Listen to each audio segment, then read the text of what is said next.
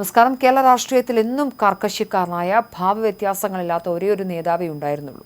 മുഖ്യമന്ത്രിയായിരുന്ന പിണറായി വിജയൻ.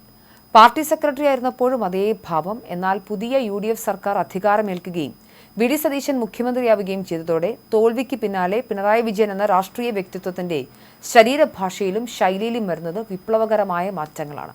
നിയമസഭയുടെ ഒന്നാം നാളിൽ പ്രോടേം സ്പീക്കറായി ജി സുധാകരൻ സത്യപ്രതിജ്ഞ ചെയ്ത് ഡയസിലിരുന്നപ്പോൾ മുൻ മുഖ്യമന്ത്രി കൂടിയായ പിണറായി സഭയിലെത്തുമോ എന്ന കാര്യത്തിൽ പലർക്കും സംശയമുണ്ടായിരുന്നു. എന്നാൽ മന്ത്രിസഭയിലെത്തുക മാത്രമല്ല, സത്യപ്രതിജ്ഞയ്ക്ക് ശേഷം നേരെ ഡയസിലേക്ക് കയറി സുധാകരന് കൈകൊടുക്കാനും ചിരിച്ചുകൊണ്ട് വിശേഷങ്ങൾ പങ്കുവയ്ക്കാനും പിണറായി തയ്യാറായത് നിയമസഭാ ചരിത്രത്തിൽ തന്നെ അപൂർവ ദൃശ്യമായി മാറി. വി.ഡി. സതീശന്റെ സത്യപ്രതിജ്ഞാ ചടങ്ങിലും പിണറായിയിൽ നിന്നും മാറ്റം ദൃശ്യമായിരുന്നു. ഒരു കാലത്ത് പാർട്ടിയിലും ഭരണത്തിലും കടുംപിടുത്തങ്ങളുടെയും ഗൗരവഭാവങ്ങളുടെയും തമ്പുരാനായിരുന്ന പിണറായി മുഖ്യമന്ത്രി പദത്തിൽ നിന്നും പ്രതിപക്ഷ നേതാവിലേക്ക് മാറുമ്പോൾ തന്റെ പഴയ ശൈലികളെല്ലാം ബോധപൂർവം വിട്ടുപിടിക്കുകയാണെന്ന സൂചനയാണ് നൽകുന്നത്. ഡയസിലിരുന്ന ജി സുധാകരന് കൈകൊടുക്കുക മാത്രമല്ല, അദ്ദേഹത്തിന്റെ ദേഹത്ത് തട്ടി അതീവ സൗഹാർദ്ദത്തോടെയാണ് പിണറായി സംസാരിച്ചത്. മുൻപ് പല കാര്യങ്ങളിലും പരസ്യമായി അതൃപ്തി പ്രകടിപ്പിച്ചിട്ടുള്ള ജി സുധാകരനോട് സഭയുടെ നടുത്തളത്തിൽ വെച്ച് ഇത്രയും ഹൃദ്യമായി പിണറായി പെരുമാറുമെന്ന് ഇടതുപക്ഷത്തെ അണികൾ പോലും പ്രതീക്ഷിച്ചിരുന്നില്ല.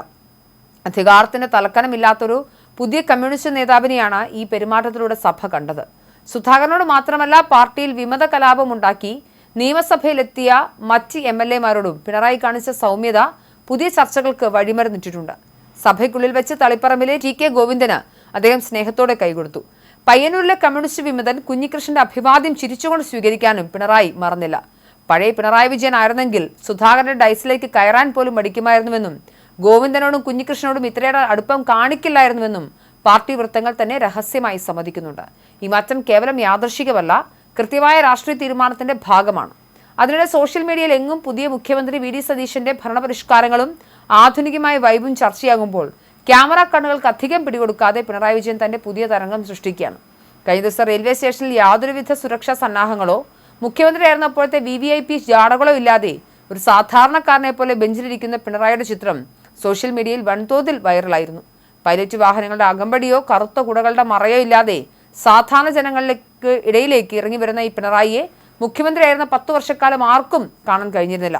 ഈ പുതിയ ഭാവമാറ്റത്തെ CPM അണികളും അങ്ങേയറ്റം പോസിറ്റീവായി കാണുന്നുണ്ട്. നിയമസഭാ തെരഞ്ഞെടുപ്പിലെ കനത്ത തിരിച്ചടിക്ക് കാരണം പിണറായി വിജയൻ എന്ന വ്യക്തി കേന്ദ്രീകൃതമായ ഭരണശൈലിയും ജനങ്ങളിൽ നിന്നും പാർട്ടിയിൽ നിന്നും അദ്ദേഹം പുലർത്തിയ അകലവുമാണെന്ന കടുത്ത ആക്ഷേപം പാർട്ടി പ്ലീനങ്ങളിൽ ഉയർന്നിരുന്നു. ഇതിന് പിന്നാലെയാണ് പിണറായിയുടെ സ്വയം തിരുത്തൽ പ്രക്രിയ. പാർട്ടിയിൽ മറ്റാരെങ്കിലും വന്ന് തെറ്റ് ചൂണ്ടിക്കാണിക്കുന്നതിന് മുൻപ് CPM-ലെ തെറ്റുതിരുത്തൽ പ്രക്രിയ സ്വന്തം ശരീരഭാഷ മാറ്റിക്കൊണ്ട് താൻ തന്നെ ഏറ്റെടുക്കുകയാണെന്ന ശക്തമായ സന്ദേശമാണ് പിണറായി വിജയൻ നൽകുന്നത്. പഴയ ഇരട്ടച്ചങ്കൻ എന്ന ഇമേജിൽ നിന്ന് മാറി ജനങ്ങളോട് സംവദിക്കുന്ന സഹപ്രവർത്തകരെ ചേർത്ത് പിടിക്കുന്ന ഒരു ജനാധിപത്യവാദിയിലേക്ക് പിണറായി മാറിയാൽ അത് പ്രതിപക്ഷ നിരക്ക് നൽകുന്ന ആത്മവിശ്വാസം ചെറുതല്ല.